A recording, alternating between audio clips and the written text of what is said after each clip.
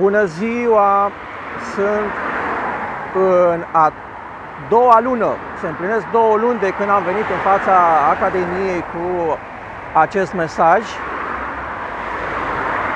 După ce am stat aproape 3 luni în fața Ministerului Educației și Cercetării pentru a corecta istoria noastră națională modernă, brutal falsificată într-un mod în care nu cred că mai există la un alt popor, despre cum că ar fi fost în decembrie 89 o revoluție sau o lovitură de stat, când de fapt a fost o invazie diversionist militară făcută cu agenți racolați din securitate, din armată și din alte domenii și care au făcut crimele din decembrie 89 și apoi au fost puse în cârca președintelui de atunci, Nicolae Ceaușescu.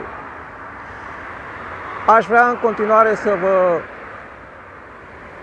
demantelez o minciună care a început, din păcate, de la comuniști și care a continuat într-o formă mult mai accentuată la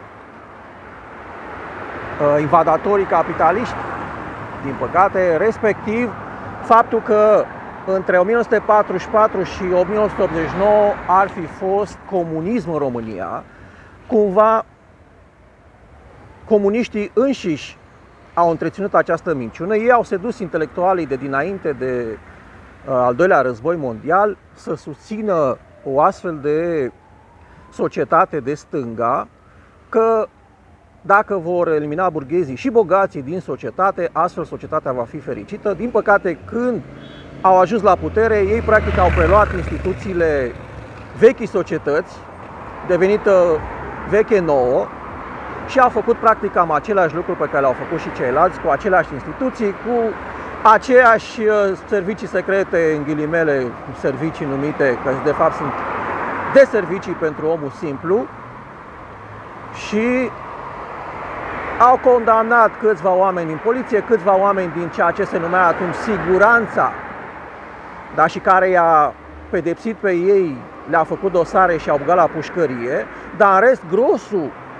instituției a fost transformat, a fost reșapat în ceea ce s-a numit Departamentul Securității Statului, cam la fel cum s-a întâmplat și în după decembrie 89, când foarte mulți din vechii securiști au fost reșapați, recooptați în ceea ce se cheamă astăzi SRI.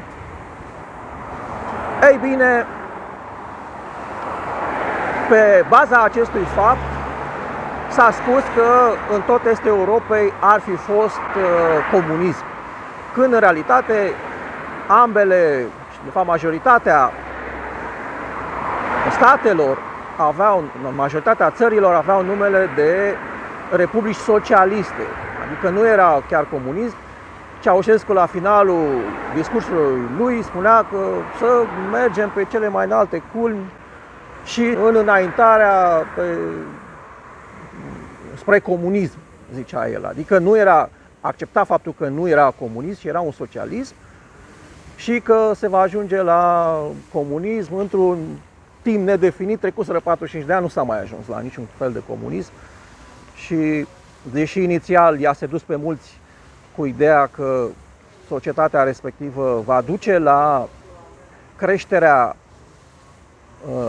valorii economice, la depășirea occidentalilor, de fapt nu s-a întâmplat așa. Occidentalii au rămas, capitalismul a rămas mult în fața socialismului în materie de productivitate. Bine, și plecaseră și de la alte baze, într-adevăr. Ei construiseră capitalismul cu câteva sute de ani în urmă. Noi, la finalul celui de-al doilea război mondial, eram cumva cu 80% în feudalism. 80% din populația țării trăia într-un stil de viață feudal în agricultură. Da. Și pe baza acestui fapt, bună ziua, s-a susținut că ar fi fost comunism în această perioadă, minciună în valoare de vreo 50%, zice eu, întreținută 5% și după 1965, când vechiul partid muncitoresc român s-a transformat din nou, s-a redenumit Partid Comunist, inițial după 1944, vechiul Partid Comunist s-a unit cu PSD și a făcut Partidul Muncitoresc Român și așa a ținut până când Ceaușescu a fost investit în funcția de secretar general în 1965. Deci iată că majoritatea teoreticienilor scriu de existența unui comunism. Nu a existat comunism, a existat socialism. O zi bună, la revedere!